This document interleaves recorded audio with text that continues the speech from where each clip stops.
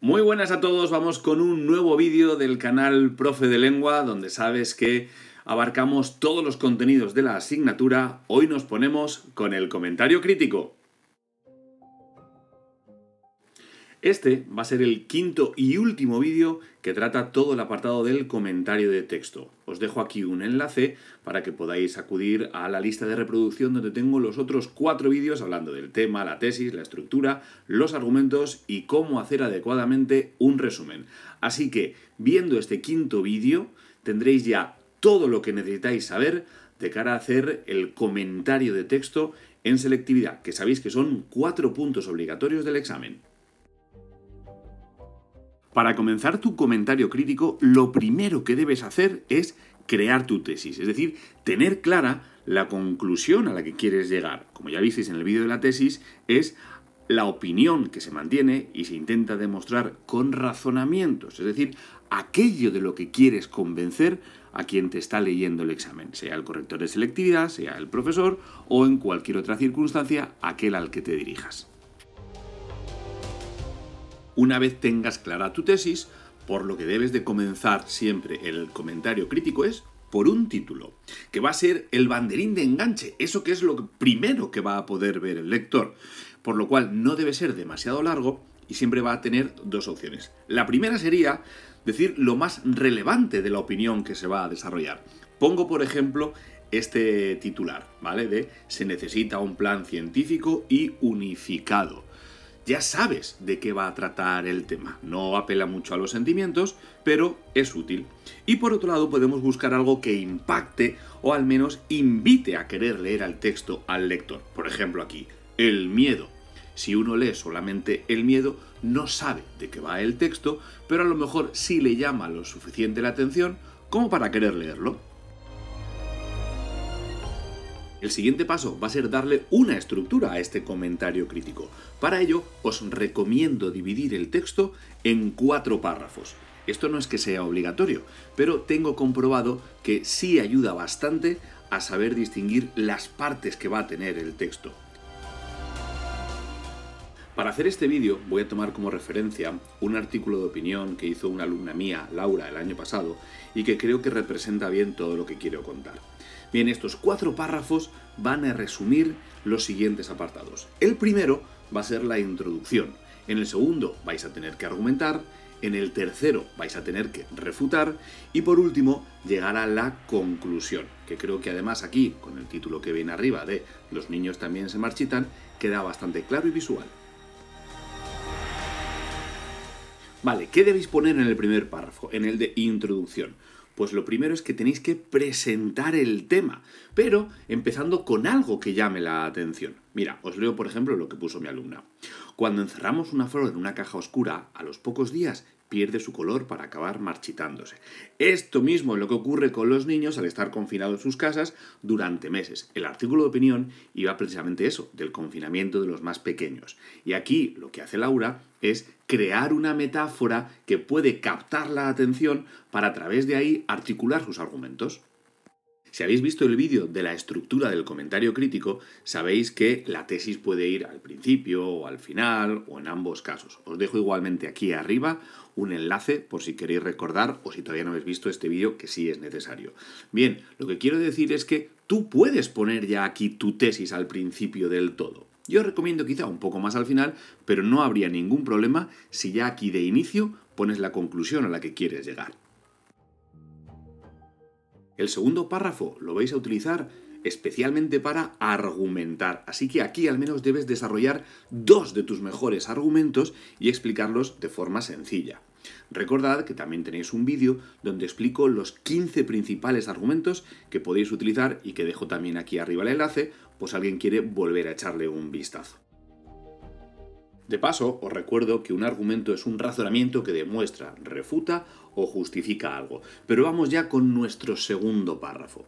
Bien, os voy a leer un poco, siguiendo el ejemplo de este artículo de opinión, lo que puso mi alumna. Dice, numerosos expertos han afirmado que estar largos periodos en casa sin poder salir aumenta naturalmente la tasa de enfermedades mentales como la ansiedad o la depresión. Aquí está dando un argumento de autoridad y además de causa-efecto. Si ocurre esto, pasará ocurriendo esta otra cosa. Esto puede ser muy perjudicial, sobre todo en edades tempranas. Por otro lado, las medidas de desconfinamiento deben comenzar con pequeños sectores y los niños son el grupo de menor riesgo de la sociedad. Esto sería una verdad evidente. Por ello, al no afectarles esta enfermedad, son el colectivo más favorable con el que empezar la desescalada. De nuevo aquí, un argumento de contraste. Vamos, que son muchos los argumentos que podéis utilizar y coged siempre para este párrafo al menos los dos que mejor defiendan vuestra tesis. En el tercer párrafo lo que tenéis que hacer es refutar. ¿Qué significa esto? Bien, pues lo que tenéis que tener en cuenta es que cualquier punto de vista que vayáis a defender va a tener elementos en contra, y esos elementos en contra no los debéis obviar, tenéis que tenerlos en cuenta. Por lo tanto, si uno consigue coger esas cosas que pueden estar en contra de su tesis y darles la vuelta, habrá ganado muchos puntos en este comentario. Volviendo de nuevo al ejemplo, lo que nos dice es cierto que existen padres irresponsables, eso sería un argumento en contra de su tesis, pero ahora lo va a refutar, es decir, no debemos meter a todos en el mismo saco, limitando a los que actúan correctamente. Esto sería un argumento de contraste que a su vez está desmontando un argumento de generalización, que sería el de todos los padres son irresponsables. En el cuarto y último párrafo vamos a poner la conclusión, que es donde tenemos que recapitular las cuestiones más importantes que hemos ido diciendo, y es habitual que aquí vaya nuestra tesis, es decir, nuestra conclusión, creando así una estructura sintetizante, aunque la podemos poner al principio para que sea analizante. Pero lo que debéis dejar claro aquí es por qué vuestra postura es la correcta. Vuelvo al ejemplo, que yo creo que aquí también queda claro. Dice, para finalizar, me encuentro en concordancia con la opinión del columnista del País, que es el artículo de opinión que yo les puse.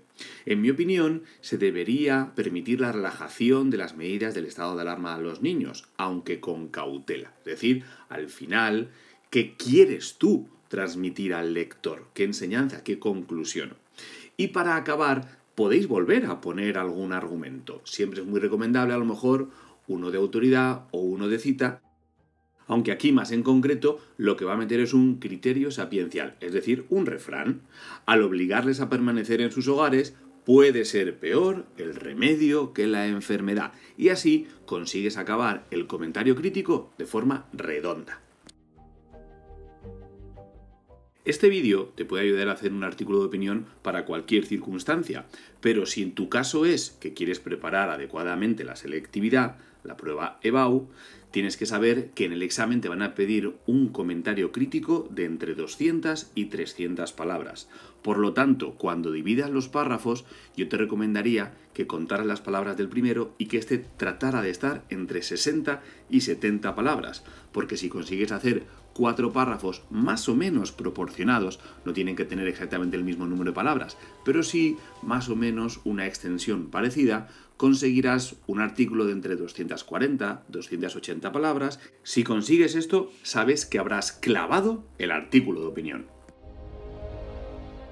Por otro lado, y a un nivel más global, lo que debéis de tener en cuenta son los conectores, que es aquello que enlaza no solo las frases entre sí, sino también los párrafos, para darle a todo un sentido global y genérico. Os pongo aquí unos cuantos. Tenemos de orden, de causa, de adición, que es sumar, de ejemplos, de oposición, de consecuencia, de finalidad, que en total, sumando todos ellos, van a poder darte una mejor cohesión, es decir, que el texto parezca que sea un todo y no solo unas partes deslavazadas. En cuanto a dónde ponerlos, los de orden te van a ir muy bien en el primer párrafo, para empezar precisamente a expresar tus ideas, con, en primer lugar. Los siguientes, causa, adición, ejemplificación, te van a venir muy bien para el segundo párrafo, para los distintos tipos de argumento que quieras dar. El de oposición es ideal para el tercer párrafo de refutar, y tanto consecuencia como finalidad te vendrán estupendos para el párrafo de la conclusión. Precisamente la cohesión es ese concepto que que hace que todas las partes sean interdependientes. Y además de los conectores, una cosa que tenéis que evitar es repetir palabras. Por eso os aconsejo usar siempre sinónimos o tratar de expresar el mismo concepto pero con un grupo de palabras, lo que en lengua se llamaría una locución. Pongo aquí un par de ejemplos. Si ya habéis dicho joven o jóvenes al principio, pues di adolescente, que sería su sinónimo, o persona de corta edad, que sería la locución que expresa lo mismo. En el segundo ejemplo vemos que en vez de repetir la palabra político, puedes llamarle gobernante o directamente decir quien ocupa el poder. Gracias a estos sinónimos y a los conectores, conseguirás que el artículo de opinión sea un todo donde todas las partes tienen su función y están conectadas. Ya solo te queda evitar los errores de concordancia, que se suelen dar en género, o en número, o en tiempo verbal, sobre todo si las frases son muy largas y ya no tienes claro a qué estabas haciendo referencia en la misma. Os pongo varios ejemplos, estos más cortos, claro. Elena es jugador de baloncesto, es incorrecto, ya sabemos que sería Elena es jugadora de baloncesto. O el público del show son de Murcia, cuando es de Murcia, que ahí tendríamos que utilizar el singular. O mañana voy a tu casa, cuando aquí lo correcto será mañana iré a tu casa. Estas cosas muchas veces las podéis corregir leyendo para vosotros o en voz alta el texto que habéis escrito, y si no os suena bien, probablemente es porque hay algún error en el texto. Ahora sí, ya lo tendrías todo. Lo que nos falta simplemente es el clásico resumen que me gusta poner al final de los vídeos para recapitular todo lo que hemos visto. Así que, para hacer un artículo de opinión, el comentario crítico perfecto, debéis de, primero, tener clara vuestra tesis y poner un título que resulte atractivo. Dividir el texto en 4 párrafos de una extensión similar. Si es para selectividad, acordaros de unas 60-70 palabras más o menos por párrafo. En el primero de ellos vais a introducir el tema y empezar con algo que llame la atención. En el segundo debéis desarrollar al menos 2 buenos argumentos y explicarlos de forma sencilla. En el tercer párrafo trata de refutar algún posible argumento que vaya en contra de tu tesis. En el cuarto concluye explicando por qué tu postura es la más adecuada. Y ya por último, evita los errores de concordancia, usa sinónimos y ojo siempre con las faltas de ortografía. Esto ha sido todo. Con este vídeo y los otros 4 de comentario de texto vas a ver lo bien que te van a salir todos los ejercicios relacionados. No olvidéis darle al like si os ha gustado el vídeo, suscribiros al canal si todavía no lo habéis hecho y nos vemos en el siguiente vídeo. ¡Hasta la próxima!